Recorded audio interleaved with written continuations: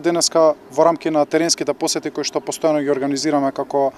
кабинет на дополнителен заменик министер за информатичка општествена администрација, сме во посета на Струмица.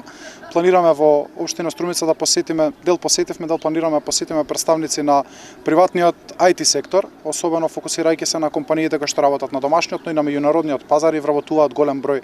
на млади квалитетни кадри од IT секторот во Македонија, но исто така планираме и средба и посета со локалната и централна администрација вработена тука во Струмица, на кој што би сакале да се запознаеме со состојбите со кои што се соочуваат, промените чести на законите, правилата, регулативата, сето тоа во насока да изработиме и да имаме подобра комуникација со граѓаните, подобра комуникација прво со администрацијата, а потоа со IT секторот. Од она што можев да го забележам од досегашните средби, тоа е едно широко распространето ниво на корупција. Корупција особено во јавните набавки, начинот на кој што се распределуваат и се трошат народните пари. Тоа предлагаме нула корупција во јавните набавки преку систем на интеграција и дигитализација на сите регистри, кои што се катастар, агенција за вработување, регистарот на население,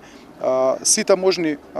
системот на јавни набавки ќе ги интегрира сите овие бази на податоци, при што при една јавна набавка точно ќе се знае кој е изработил тендерската документација, дали тој што аплицира на тендерот